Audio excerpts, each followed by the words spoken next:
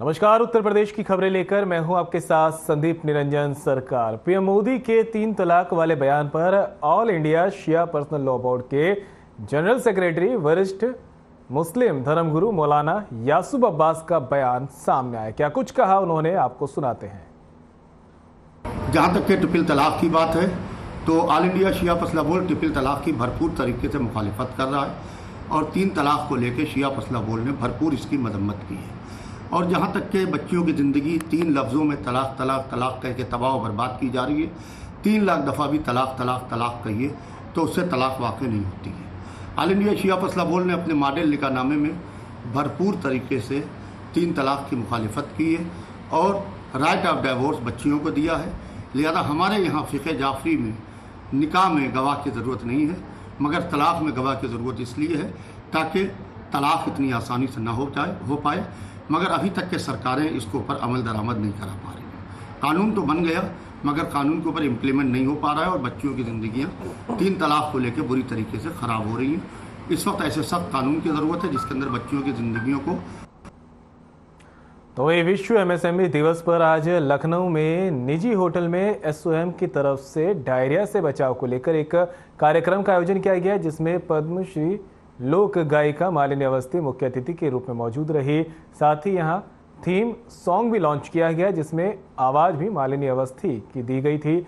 मालिनी अवस्थी ने मीडिया से बातचीत में जहां गाने के बोल सुनाए, वहीं एमएसएमई दिवस पर आयोजित कार्यक्रम को लेकर मुख्यमंत्री और प्रधानमंत्री को धन्यवाद भी दिया।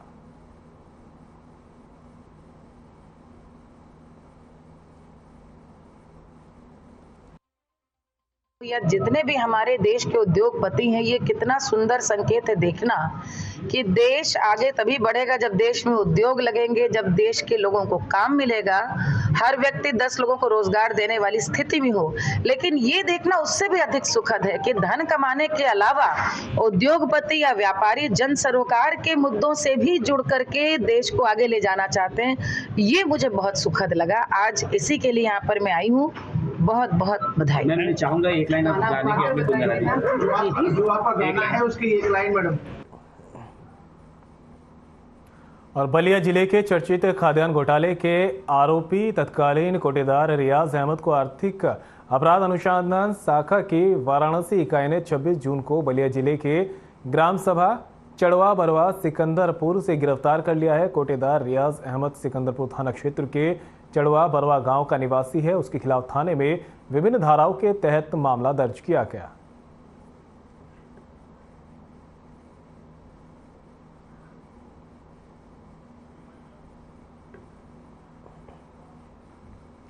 और अब खबर लखनऊ से है, जहां लखनऊ कमिश्नर एसबी शिरडकर के दिशा निर्देश पर त्योहारों के मद्देनजर पश्चिम पुलिस पुराने लखनऊ की सड़कों पर उतरी। बता दें कि पुराने लखनऊ में शांति व्यवस्था बनाए रखने के लिए डीसीपी पश्चिम राहुल राज ने पैदल मार्च किया है। 29 तारीख को बकरीद के इस त्योहार को सकुशल संपन्न कराने के लिए डीसीपी पश्चिम राहुल राज और एडीसीपी पश्चिम चिरंजीव नाथ सिन्हा ने खुद कमान संभाली है।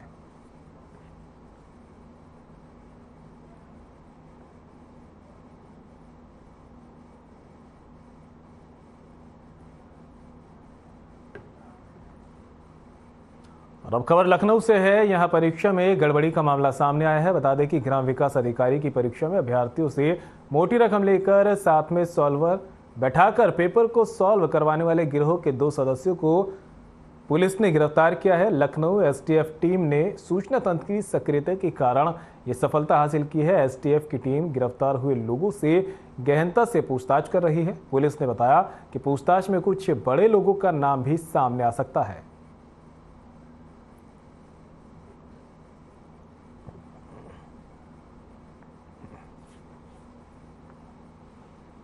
और अब खबर यूपी के अमरोहा से है। उत्तर प्रदेश के अमरोहा जनपद के गजरौला कस्बे में 2 दिन पहले हुए हत्याकांड की गुत्थी सुलझ गई है। इस पूरे हत्याकांड की मास्टरमाइंड कोमल का पति और ससुर नहीं बल्कि कोमल की सास राधिका निकली। उसी ने कोमल की सोते समय कनपट्टी पर गोली मारकर हत्या कर दी थी। पुलिस पूछताछ में हत्या आरोपित सास ने यह जुर्म कबूल किया है। बता दें कि कोमल की मां ने दहेज उत्पीड़न का मामला भी पहले दर्ज कराया था। पुलिस ने सास समेत पति और ससुर को भी गिरफ्तार कर लिया है। तो अमरोहा से आपको खबर बता रहे हैं, जहां पर पुलिस ने महिला की हत्या की गुत्थी को सुलझा लिया है। बताया जा रहा है कि पुलिस को पहले शक था कि महिला के पति और उसके ससुर ने उसकी हत्या की थी, लेकिन जब पुलिस ने छानबीन की और जांच आगे बढ़ी तो मामला कुछ और ही निकला। हत्यारे उसका पति और ससुर नहीं बल्कि मृतका की सास थी, जिसने उसकी हत्या की थी। बताया यह भी जा रहा है कि महिला को प्रताड़ित भी किया जाता था।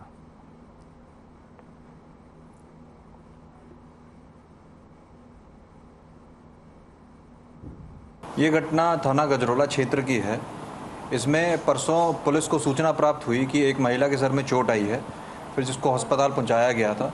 इसमें पूरी घटना में जो परिवार जो मृतका है, इसकी मदर के द्वारा एक तहरीर प्राप्त की गई थी, जिसके आधार पे एक 304B दहेज हत्या में मुकदमा पंजीकृत किया गया था सास ससुर और पति के खिलाफ। इसमें जब इसमें प्रकरण में जब पूछताछ की गई, जांच की गई और लोगों के आसपास लोगों के बयान भी लिए गए, तो आसपास के एक दुकानदार द्वारा भी बयान दिया गया।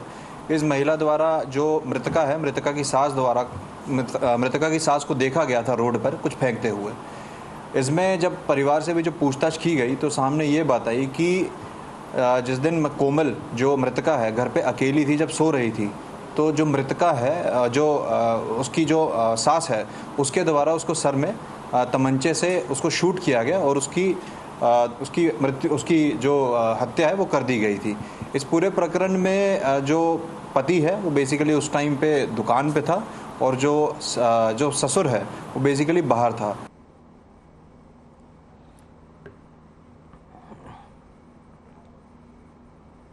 और कन्नौज से बड़ी खबर सामने आ रही है। पुलिस ने ढूंढी लापता बच्ची। ये बड़ी खबर आप तक पहुंचा रहे हैं। बाजार से हुई थी 3 साल की मासूम लापता, मां के साथ आई थी गुरसाहिबगंज बाजार। पुलिस ने बच्ची को 1 घंटे में ढूंढा। पीड़ित मां के चेहरे पर फिर लौटी खुशी। ऑपरेशन मुस्कान के तहत बच्ची की तलाश की गई थी और यहां पर बच्ची को बरामद भी कर लिया गया। तो बड़ी खबर कन्नौज से, पुलिस ने लापता बच्ची को महज 1 घंटे के अंदर ही ढूंढ निकाला है। मां के साथ ये बच्ची बाजार में पहुंची थी, जिसके बाद वो लापता हुई और पीड़ित मां ने पुलिस में इसकी शिकायत दी, जिसके बाद पुलिस ने तुरंत कार्रवाई करते हुए बच्ची को सकुशल ढूंढ लिया और मां को सुपुर्द किया गया।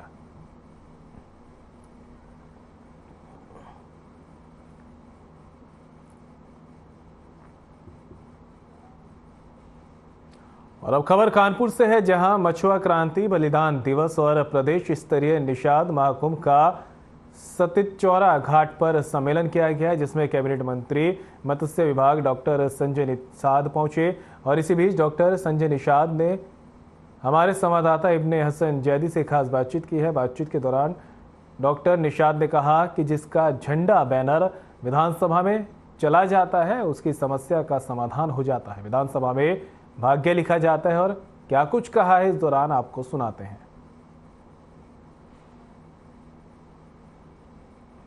साथ कैबिनेट मंत्री यहाँ पे डॉक्टर संजय निषाद हमारे साथ मौजूद है। डॉक्टर साहब, आज आप यहाँ पर आए हैं, बलिदान दिवस में आए हैं, तो यहाँ बलिदान दिवस में सतीचौरा घाट पे आए हैं, तो और आगे क्या कार्यक्रम? ये हमारे 167 लोगों को फांसी की सजा हुई थी और फांसी की सजा हुई थी उनको नमन करने आते हैं। उन्होंने देश को आज़ाद कराया था और देश को आज़ाद करा के संविधान बनवाया। संविधान बनवाने के बाद जो है संविधान में मझवार, गौड़, तुरैया, खरवार, बेलदार, खरोड़ 7 नामों से हम अनुसूचित जाति की सूची में सूचीबद्ध हैं। लेकिन लेदरमैन को मिल गया, वाशरमैन को मिल गया, लेकिन फिशरमैन इसलिए नहीं पाया कि हम 5 साल 16 दिन तक गुलाम रहे। और मैं चाहता हूँ कि हमारे आने से पहले हमारी लड़ाई माननीय योगी जी लड़ते रहे। वो संविधान में लिखा हुआ वो हमेशा आवाज़ उठाते रहे सदन में। आज मेरी सरकार है, वो हमारे सही दिशा में काम कर रही है। कुछ विभीषण है जो गुमराह करते हैं इनको। मैं चाहता हूं आज बलिदान के दिवस पर हम यहाँ संकल्प दिलाने आ रहे हैं कि जिस तरीके से हमारे लोगों ने कसम खाया और कसम खाया देश को आज़ाद कराया, कसम खाया संविधान बनवाया, तो हम लोग कसम खा रहे हैं कि इनका जो हक हिस्सा है और जो संविधान में मिला आरक्षण हम लोग दिलवाएंगे। ये सत्ती चौरा घाट पे 167 जो है महिलाएं यहाँ पे सती हुई थी, जिसके नाम पे सत्ती चौरा घाट बना है। तो यहाँ के जो निषाद हैं, निषादों के लिए अगर कहा जाए तो तमाम पार्टियों ने निषादों के साथ छल किया है। तो और आपका जो आज का दौरा और निषादों का जो महाकुंभ भी है आज आपका, तो इसको कहीं ना कहीं 2024 की तैयारियों के मद्देनजर भी देखा जा रहा है। देखिए, हम हमेशा अपने समाज को जगाते हैं, हम अपने समाज को उनको सही बात बताते हैं। हमने प्रोग्राम बनाया educate the educated person about the politics. हमने प्रोग्राम बनाया है कि reach the voter and treat the voter and cast the voter. हमें वोटर के पास जाना है, उनको सही बात गुस्सा लगाना है, उनको होश में लाना है, सही बात बताना है, सही जगह वोट डलवा के उनका हिस्सा दिलवाना है। आवास की बात की जाए तो आवास निषादों की बहुत मांग थी आवास के लिए, तो क्या लगता है कि आपको इसमें आवास इनको मिल रहे हैं? इनकी जो मांगे थी वो पूरी हो रही है निषादों की? 70 साल में पहली बार है सदन में प्रवीण जी आवाज उठाते हैं, सांसद जी। पहली बार है कि सदन में जय निषाद राज का झंडा गया और वहां हम आवाज उठाते 11 विधायक के साथ। विधानसभा में भाग्य लिखा जाता है, अगर जिसका टोपी झंडा विधानसभा में चला जाता है उसकी समस्याओं का समाधान अपने आप हो जाता है। ये थे हमारे साथ डॉक्टर निषाद, जो बता रहे थे कि अभी तक जितना भी था, अभी तक किसी भी पार्टी ने जो है अभी तक कोई भी काम निषादों के लिए नहीं किया था, लेकिन भारतीय जनता पार्टी जो है वो निषादों के लिए सोच रही है। और उन्हीं ने कहा कि योगी जी और मोदी जी की सरकार में निषादों को जो भी उनकी मांगे और जो भी उनकी तमाम तरीके की दिक्कतें हैं उनको दूर किया जा रहा है और मांगों को पूरा भी किया जा रहा है। कैमरा पर्सन शशांक शुक्ला के साथ इब्ने हसन जैदी, हर खबर न्यूज, कानपुर। और अब खबर बिठूर से है, जहां एक मौलाना ने नशीला पदार्थ खिलाकर छात्र के साथ मदरसे में रेप किया है। इसके बाद अश्लील वीडियो बनाकर उसे ब्लैकमेल करके यौन उत्पीड़न करता रहा। मौलाना की हरकतों से तंग होकर छात्रा ने परिजनों को आपबीती बताई। इसके बाद परिजनों ने मौलाना के खिलाफ बिठूर थाने में रेप की एफआईआर दर्ज कराई है। छात्रा के मुताबिक मौलाना कारी मोहम्मद अहमद अपने घर में ही मदरसा चलाता है। 2018 में उसने मदरसा छोड़ दिया था, लेकिन मौलाना उसे मदरसे में काम करने के बहाने से बुलाता और उसके साथ अश्लील हरकतें करता था। आरोप है कि 22 जनवरी 2022 को मौलाना ने पत्नी के बीमार होने का बहाना बनाकर घर में खाना बनाने के बहाने उसे बुलाया और नशीला पदार्थ खिलाकर उसके साथ दुष्कर्म की वारदात को अंजाम दिया। इसके बाद अश्लील वीडियो बना लिया, साथ ही वीडियो वायरल करने की धमकी देकर 17 मई 2023 को मौलाना ने उसे घर बुलाकर फिर से अपनी हवस का शिकार बनाया।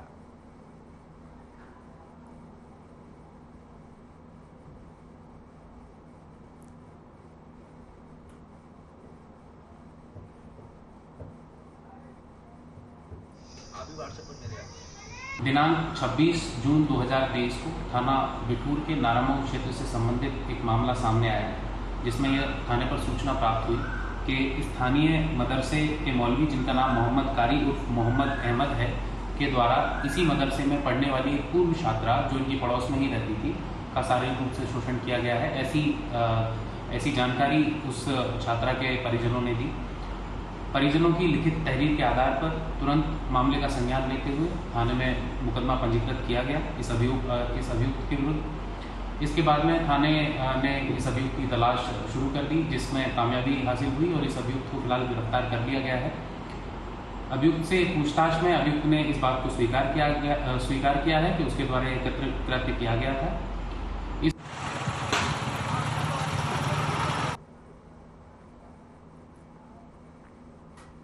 और अब खबर कानपुर से है, जहां बकरीद और सावन पर्व को लेकर पुलिस प्रशासन सक्रिय है। जहां बिल्हौर तहसील परिसर में शांति समिति की बैठक बुलाई गई और ये बैठक एसडीएम और एसीपी के नेतृत्व में की गई है। बैठक में दोनों समुदायों के धर्मगुरुओं से वार्ता भी की गई।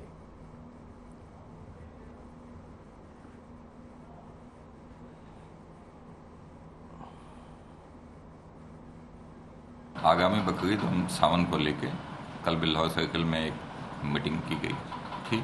इस मीटिंग में सभी थानों के संभ्रांत व्यक्ति, धर्मगुरुओं को आमंत्रित किया गया था। उनसे उनके विचार भी जाने गए। साथ ही साथ इस त्यौहार के अवसर पर आने वाली समस्याओं के लिए, सफाई के लिए इन सब के निर्देश जारी किए गए हैं। इस मीटिंग में एसडीएम मैम भी साथ में थी। त्यौहार को मद्देनजर रखते हुए शाम के समय फ्लैग मार्च भी किया जा रहा है तथा विभिन्न संवेदनशील मोहल्लों में ड्यूटियाँ लगाई गई हैं। लोगों से ये अपील की गई है सार्वजनिक स्थानों पर कोई कुर्बानी न करें, कुर्बानी बंद स्थानों पर की जाए। साथ साथ साफ सफाई की व्यवस्था कंप्लीट रखी जाए। इसी के साथ साथ शांतिपूर्ण त्यौहार संपन्न कराने के संबंध में सभी आवश्यक प्रबंध किए गए हैं। और अब बात करते हैं कानपुर की। कानपुर नगर निगम के आला अधिकारियों की गैर जिम्मेदारी से परेशान होकर क्षेत्रवासियों के साथ पार्षद ने धरना प्रदर्शन किया।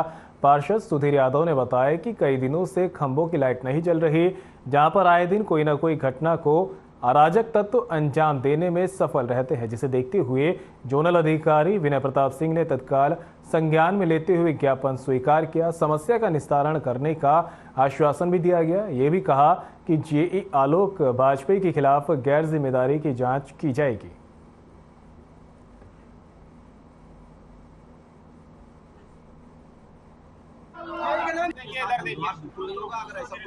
वार्ड 51 की जो समस्या आई थी, इसमें समस्या ये थी कि उनकी मार्गों की लाइटें नहीं जल रही हैं, कुछ और जगहों की लाइटें नहीं जल पा रही हैं।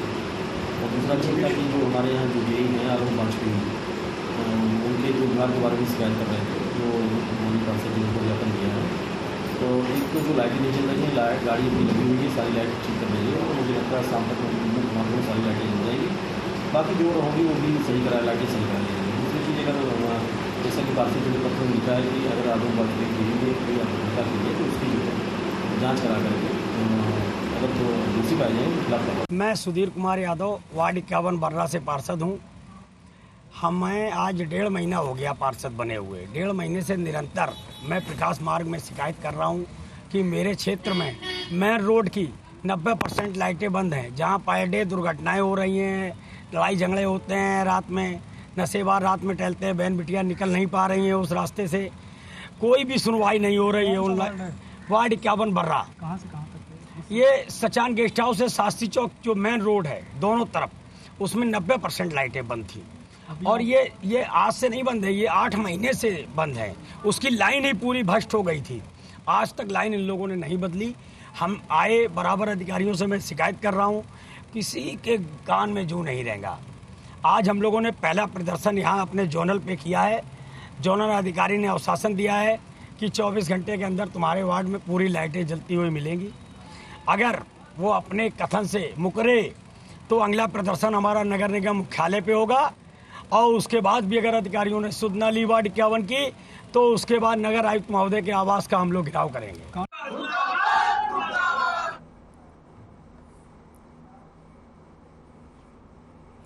और अब खबर कानपुर से है, जहां शिक्षक दिवस पर श्रमिक दिवस की तरीके से ही दानवीर भामाशाह की जयंती को व्यापारी दिवस के रूप में मनाए जाने का मांग को लेकर कानपुर उद्योग व्यापार मंडल के एक प्रतिनिधि मंडल ने जिलाधिकारी से मुलाकात की है और उन्हें ज्ञापन सौंपा। इस प्रतिनिधि मंडल का नेतृत्व करते हुए व्यापारी नेता राजेंद्र कुमार गुप्ता ने बताया कि देश की रक्षा के लिए दानवीर भामाशाह ने अपनी पूरी संपत्ति को दान कर दिया था। महाराणा प्रताप को देश की स्वतंत्रता और अखंडता बनाए रखने के लिए अपनी पूरी जायदाद देकर उन्हें दुश्मनों से मोर्चा लेने के लिए सक्षम किया था। व्यापारी नेता ने कहा कि देश के लिए अपना सर्वस्व कुर्बान करने वाले दानवीर भामाशाह की जयंती को व्यापारी दिवस घोषित किया जाए।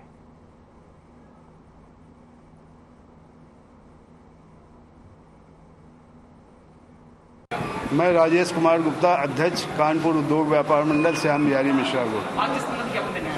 आज उत्तर प्रदेश उद्योग व्यापार मंडल के आह्वान पर हमारे 72 जिलों में भामाशाह दिवस को हम लोग व्यापारिक दिवस के रूप में मनाने के लिए यहाँ डीएम से मांग करने वाले आए। जिस प्रकार से श्रमिक दिवस, शिक्षक दिवस वगैरह मनाए जाते हैं और अवकाश घोषित किया जाता है, उसी प्रकार से भामाशाह दिवस व्यापारिक दिवस के रूप में मनाने की मांग लेकर हम लोग डीएम साहब के पास आए, उनको ये ज्ञापन दे रहे हैं। आज ये ज्ञापन हमारे 72 जिलों में उत्तर प्रदेश में दिया जा रहा है। सरकार से हम ये मांग करते हैं कि इस दिवस को अवकाश घोषित किया जाए, भामाशाह दिवस को व्यापारिक दिवस के रूप में मनाया जाए।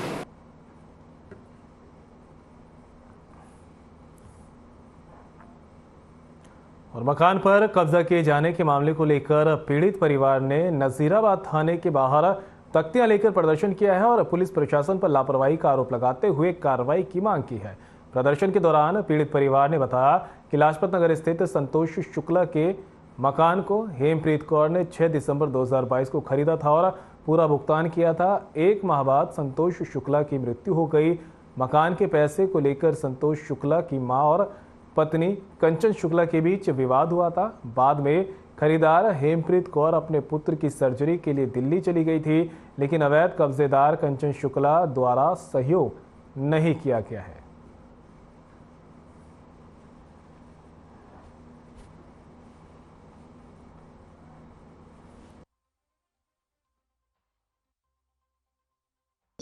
नज़ीराबाद थाने के लाजपत नगर एरिया में श्रीमती हेमप्रीत कौर जी का एक मकान है, जो उनकी विपक्षी श्रीमती कंचन शुक्ला द्वारा उस पर कब्जा किया हुआ है।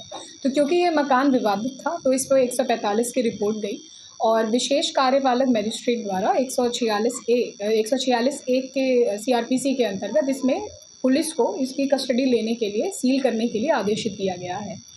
ये इसके अनुपालन में पुलिस द्वारा कई बार कार्रवाई करने की कोशिश करी गई है। पुलिस द्वारा विपक्षी को आदेश दिखाया गया है, परंतु विपक्षी द्वारा कोई सहयोग नहीं किया गया है। इसीलिए अब हम और तैयारी करके, हम और फोर्स मुहैया करके और अब इसमें हम अच्छे तरीके से कार्रवाई करेंगे, क्योंकि अभी तक आवेदक द्वारा की कोई कार्रवाई नहीं हुई है, इसीलिए आज वो धरना कर रहे हैं। पीड़ित परिवार का आरोप है कि पुलिस ने शुरू से ही कार्रवाई सही रूप से नहीं करी है, इसलिए आगे आना है। देखिए, मैं यही कहना चाहूँगी, क्योंकि जो विपक्षी हैं वो भी महिला हैं, तो इसीलिए हम पहले उनसे सहयोग अपेक्षित कर रहे थे कि वो कोर्ट के आदेश को मानेंगी, परंतु उनके द्वारा उसमें कोई भी सहयोग नहीं किया गया है। इसीलिए अब हम आगे और कार्रवाई उन पर करें।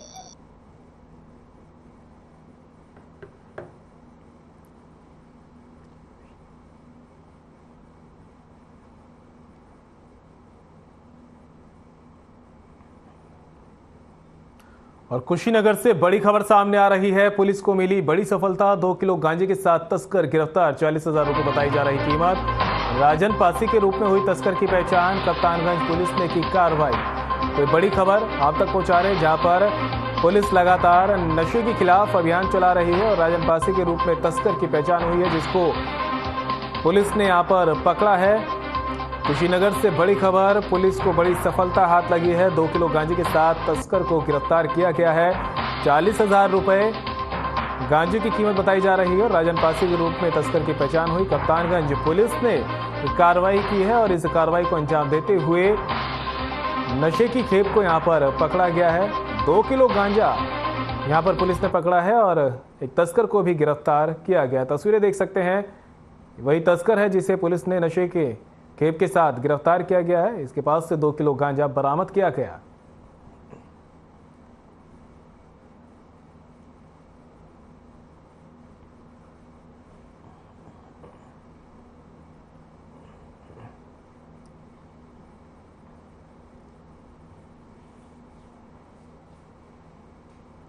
सदर कोतवाली क्षेत्र मुख्यालय से सटे ग्राम रजवाड़ा और पनारी में हो रही अवैध प्लांटिंग और निर्माण पर सदर एसडीएम अमित कुमार भारती और सीओ सदर अभय नारायण राज के नेतृत्व में बुलडोजर चलाया गया, जिसकी रोज शिकायत हो रही थी। पूरी जांच के बाद प्रशासन ने सख्त कदम उठाया है।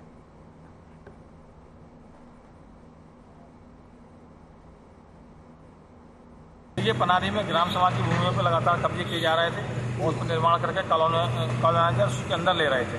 तो ग्राम सभा की भूमियों को उत्खनन कराया जा रहा है और जो अनियमित कॉलोनीज हैं वहाँ ध्वस्तीकरण की कार्रवाई की जा रही है। सर, कहाँ कार्रवाई हुई है? ये पनारी में ही काफ़ी सारी कॉलोनी अवैध रूप से विकसित की जा रही हैं, जिन्हें रोकने के लिए कई बार चेताया गया, परंतु नहीं मानने पर ध्वस्तीकरण की कार्रवाई की गई।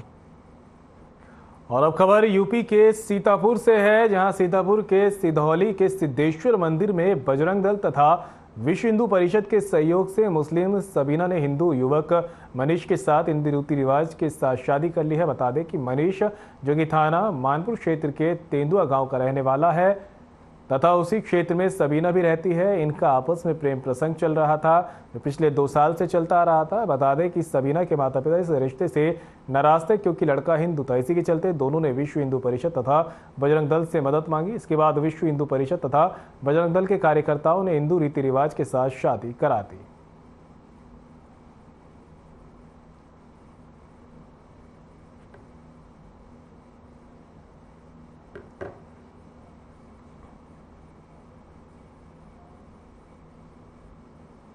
तो वहीं पीलीभीत के थाना न्यूरिया क्षेत्र के मोहल्ला खेड़ा में 25 साल के युवक का शव घर के ही कमरे में मिला है। शव के गले पर चोट के निशान पाए गए। मृतक ने, जो उसकी मां है, उसने अपनी पुत्रवधू पर हत्या का आरोप लगाया, लेकिन दूसरी तरफ मृतक की पत्नी ने अपने ससुराल वालों पर हत्या का आरोप लगाया है। मौके पर पहुंची पुलिस ने जांच पड़ताल शुरू कर दी है और शव को पोस्टमार्टम के लिए भेजा है। फिलहाल पुलिस मामले की जांच में जुट गई है।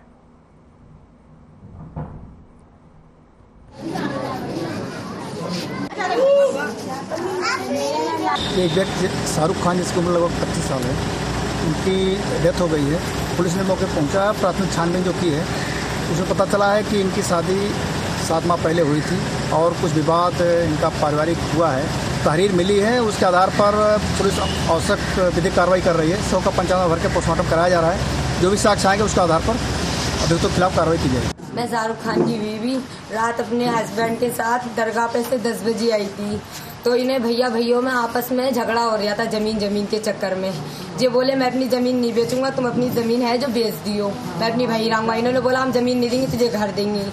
वो भाई ऐसी होता रहा। मैं अपने जो था इन्होंने मुझे सुला दिया, मैं अपने सो गई। सोने के बाद जब इन्होंने 3:30 बजे मुझे उठाया है कि शाहरुख खान मर गया, जब मैंने उठ के देखा तो इन्होंने मेरे आदमी को मेरे दुपट्टे से बांध के मचे के पास ऐसी राह डाल दिया है।